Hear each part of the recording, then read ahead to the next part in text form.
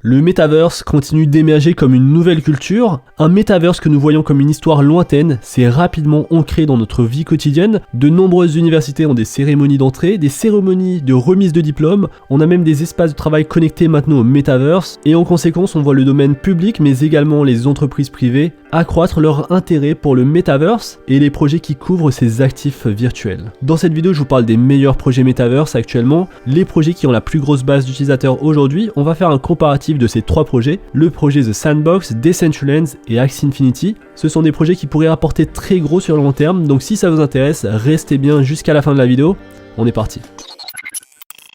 Salut à tous et bienvenue dans cette nouvelle vidéo. Aujourd'hui nous allons comparer Decentraland, The Sandbox et Axie Infinity, tous les trois, ces trois projets liés au Metaverse de différentes manières. Et donc on va présenter ces projets Metaverse très intéressants. Alors avant de commencer la vidéo, je remercie le sponsor de cette vidéo, JPEG Vault. Donc JPEG Vault, c'est un projet qui vise à être l'organisation communautaire la plus grande et la plus inclusive du Web3. Donc l'objectif de ce projet, c'est d'avoir la collection de NFT la plus vaste et la plus précieuse appartenant directement à la communauté. Et donc ils vont construire des outils reliant les NFT, le Metaverse, la finance décentralisée. Alors les opportunités qui seront offertes sont super intéressantes car le token JPEG, c'est la première crypto-monnaie qui sera supportée par les plus grands projets crypto. Donc le projet possède des NFT très connus, de très fortes collections. Et donc en investissant sur le token, vous investissez indirectement sur les performances qu'auront les projets NFT. Et vu qu'ils investissent sur des collections très importantes, la valeur du token devrait également bien augmenter. Donc ça c'est pour les personnes qui potentiellement n'auraient pas assez de moyens pour acheter un NFT d'une collection importante. Ils pourraient investir sur un token qui va suivre le cours de l'ensemble des plus grosses collections de NFT. Et donc aujourd'hui il possède plus de 150 NFT très importants, de collections très importantes, une communauté de plus de 5000 personnes. Et ce qui va être intéressant sur ce projet, ça va être que l'équipe va se développer au fil du temps. Le token sera disponible sur l'Ethereum, il y aura un listing sur CoinMarketCap, sur CoinGecko. Et si je vous en parle aujourd'hui, c'est qu'il y aura le lancement du token à un prix de 0,0012 $, avec un circulating supply au départ de 550 millions, une capitalisation boursière au départ de 660 000 $, et ça se passe sur la blockchain Avalanche, sur la plateforme d'échange décentralisée TraderJoe. Je vous mettrai le lien dans la description ainsi que l'adresse du contrat du jeton. Et il faudra suivre le compte Twitter, Discord ou Telegram pour avoir l'heure exacte du lancement du token. Alors au lancement, le projet comprendra les éléments suivants: une collection NFT déjà existante d'une valeur d'environ 80 Ethereum, un tableau de bord où les détenteurs pourront voir les actifs de la communauté et miser leur JPEG pour gagner un revenu passif, des opportunités pour participer à la croissance de l'organisation et ainsi en être récompensé. Et sur les mois à venir, en termes de roadmap, ce qu'ils ont prévu, c'est l'emprunt et la location des NFT dans le coffre-fort de la communauté, le mint de la collection JPEG Vault NFT qui jouera un rôle important dans l'écosystème, l'achat de JPEG sur plusieurs blockchains, que ce soit des plateformes d'échange décentralisées mais également des plateformes d'échange centralisées. Et donc ici on a le lancement officiel qui va se faire sur la plateforme d'échange décentralisée TraderJoe, sur la blockchain Avalanche. Ils auront également le lancement de leur propre ligne de merchandising. Et donc ce projet vous permet de partager la propriété et l'utilité des NFT les plus exclusifs. L'idée aussi c'est de générer un revenu passif à partir de tous les revenus générés par l'écosystème. Donc il y aura de la vente de NFT, des outils qui seront construits, il y aura des revenus, des play to earn. Ensuite vous pourrez participer également à la décision de l'organisation, donc suggérer des achats d'NFT, voter sur les gros achats NFT. Et donc je remercie le sponsor de cette vidéo, JPEG Vault. Je trouve le projet très intéressant, d'autant plus que les collections NFT maintenant deviennent de plus en plus chères et que pour avoir de l'exposition sur des collections importantes, ce n'est pas toujours facile. Et donc voici un projet qui pourrait être intéressant. Et donc on est parti et maintenant on va découvrir Decentraland, The Sandbox et Axie Infinity qui se classent actuellement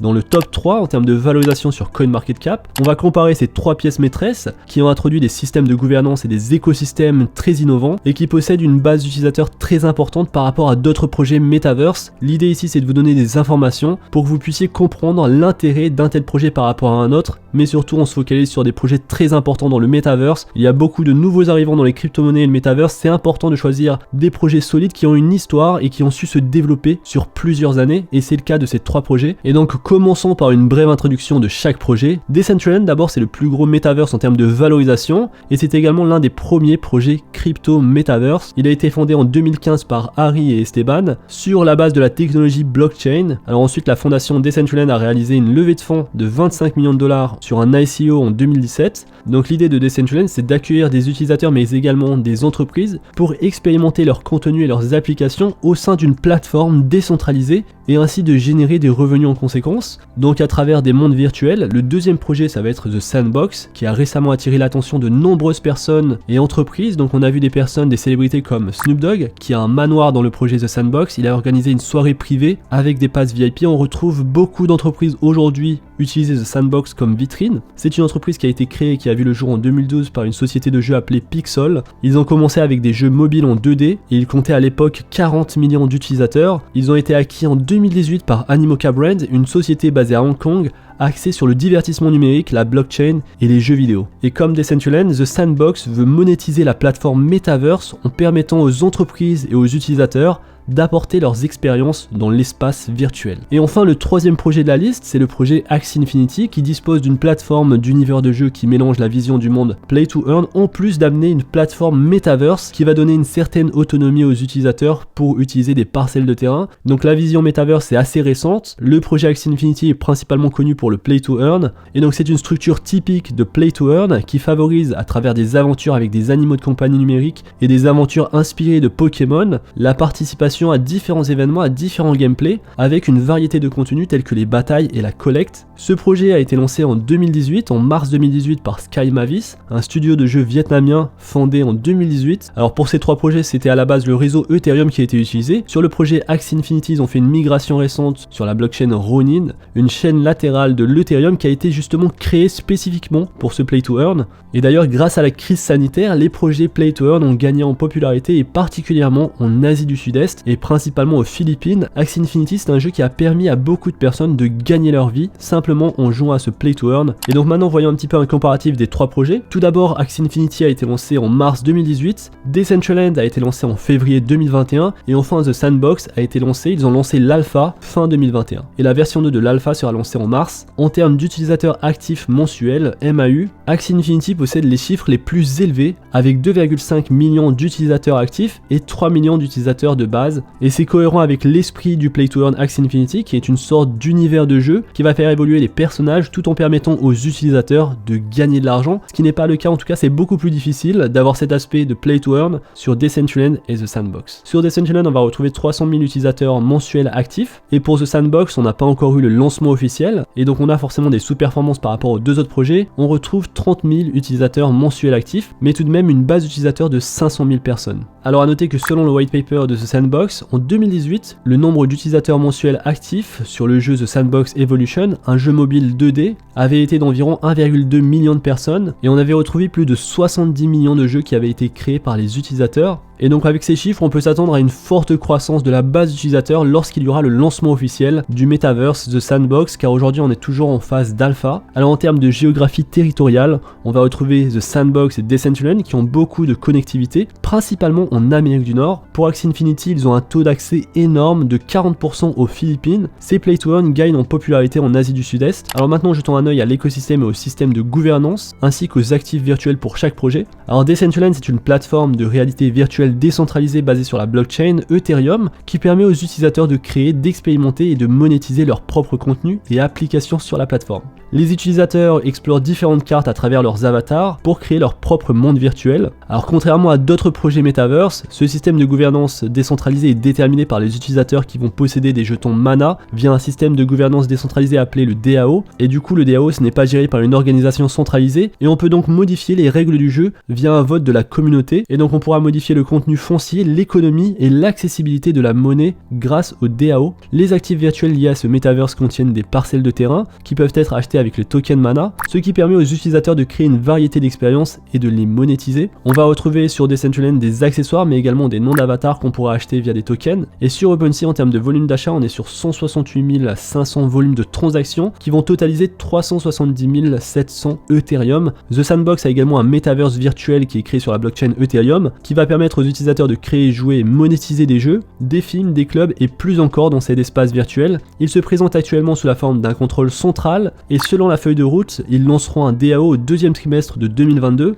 Alors il existe également des propriétés virtuelles comme Decentraland. En plus donc des terres, il existe des actifs virtuels allant des entités, de l'équipement, des accessoires et même des œuvres d'art. The Sandbox fournit Vox Edit, pour créer des actifs virtuels immobiliers et le nombre de NFT vendus sur OpenSea est de 164 400, similaire à Decentraland, et à ce jour le volume de transactions est de 171 400 Ethereum, et donc on est pour l'instant en dessous de Decentraland en termes de volume de transactions. En même temps, comme je vous le rappelle, The Sandbox n'a pas encore sorti son jeu officiel, on est encore en phase d'alpha. Et pour Axie Infinity, contrairement aux deux autres plateformes, c'est une plateforme d'univers de jeu qui va mélanger la vision du monde Play to Earn, développant des animaux de compagnie numérique appelés les Axies à travers des aventures qui vont pouvoir participer à des batailles, à des collections. Aujourd'hui, le projet est en phase de transition pour la mise en œuvre de systèmes de contrôle décentralisés et il prévoit donc de mettre en place un système de contrôle décentralisé pour l'année 2023. Contrairement aux deux autres projets, les actifs virtuels d'Axie Infinity, les NFT, ne sont que des personnages aujourd'hui. Un personnage du jeu, c'est en quelque sorte votre ticket pour jouer à ce Play to Earn. Et donc vous allez avoir différentes générations de Axies, car on va pouvoir faire fusionner différents animaux de compagnie. Et donc forcément, si vous avez les générations d'origine, ou alors les NFT avec des caractéristiques de rareté élevées, vous pourrez vendre ces NFT très cher sur les marchés secondaires. Et donc les NFT du projet Axie Infinity sont disponibles directement sur le site internet. Ils ont leur propre marketplace et il y a environ 283 800 NFT vendus sur OpenSea avec un volume total de transactions de 275 000 Ethereum. Et donc vous le voyez, le metaverse le plus important en termes de volume de transactions, c'est le metaverse Decentraland. Ensuite on va retrouver Axie Infinity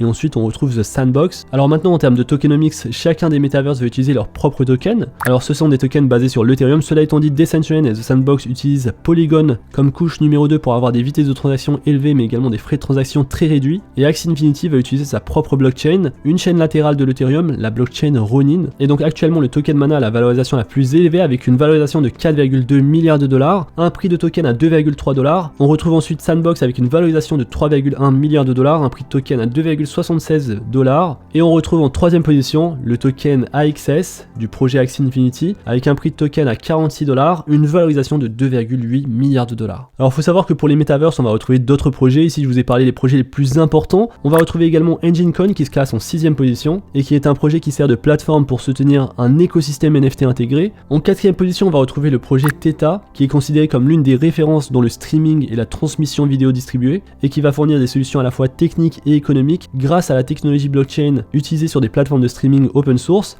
On va retrouver d'autres metaverses liés aux jeux vidéo comme par exemple le Metaverse Wax, Gala Games, Ultra et aussi Vulcan Forge que je vous ai découvert dans une dernière vidéo. Mais dans tous ces projets faisant partie du top 10 ou du top 20, il n'y a pas de projet qui est comparable à The Sandbox ou Decentraland en termes de base d'utilisateurs. Ce sont vraiment les projets les plus importants et même dans le Play to Earn, Axie Infinity est quand même la référence et il commence maintenant à apporter cet aspect metaverse. Et donc je pense que le projet Decentraland va jouer un rôle capital pour les entreprises dans le secteur marketing, car sur le metaverse il y a pas mal d'approches commerciales qu'on peut faire, comme lancer des produits, lancer des centres commerciaux dans le metaverse. Et donc Decentraland serait très important à ce niveau-là. Il faut voir juste les partenariats qu'il possède avec des entreprises, il y en a vraiment beaucoup. Et pour Sandbox, je le vois plutôt comme un metaverse beaucoup plus divertissant, beaucoup plus amusant, qui va attirer les utilisateurs pour des réunions de fans, des événements de musique ou alors du contenu pour les nouvelles générations. Ce qui est sûr, c'est que le metaverse c'est une nouvelle technologie aujourd'hui dans les blockchains et le metaverse pourrait faire partie de cette 4ème révolution industrielle. La transition entre la 3ème révolution et la 4ème révolution pourrait se faire avec l'intérêt sur le metaverse. Il pourrait potentiellement représenter une nécessité et au fur et à mesure que la journée avance, l'attention est portée sur des projets metaverse qui semblent intéressants à la fois pour les entreprises mais également pour les utilisateurs. Alors forcément aujourd'hui c'est en raison principalement du succès de l'immobilier virtuel qu'on a vu sur ces deux projets, The Decentraland et Sandbox, et on voit donc de nombreux projets lancer leurs propres biens immobiliers virtuels. Je pense qu'il faut faire très attention à ça, ça commence à devenir tendance et on va voir malheureusement beaucoup d'arnaques, et donc c'est important de rester sur des projets sûrs qui sont la référence dans les metaverse, et c'est pour ça que je vous parle régulièrement de ces projets qui sont dans le top 5, ces projets très importants qui je pense vont prendre de plus en plus d'envergure au fur et à mesure qu'il y a une adoption de masse de la part des utilisateurs des services financiers traditionnels mais également des entreprises privées. Et donc voilà pour cette vidéo, j'espère qu'elle vous a plu. Dites-moi ce que vous pensez de ces 3 projets, n'hésitez pas à me dire dans l'espace commentaire quels sont vos projets metaverse les plus intéressants. Même s'ils ont des petites valorisations, ça peut être intéressant de les couvrir sur la chaîne. L'idée de la chaîne YouTube c'est de vous fournir des informations et je trouve le metaverse super intéressant comme secteur et en plus ça se développe très vite, et donc c'était l'objectif de cette vidéo. J'espère qu'elle vous a plu, si c'est le cas n'hésitez pas à liker la vidéo, à vous abonner à la chaîne, n'hésitez pas à rejoindre le Discord, le club d'investisseurs MetaInvestor, lien dans la description. On se retrouve très vite pour une prochaine vidéo. D'ici là, faites attention à vous, investissez bien et à la prochaine. Peace.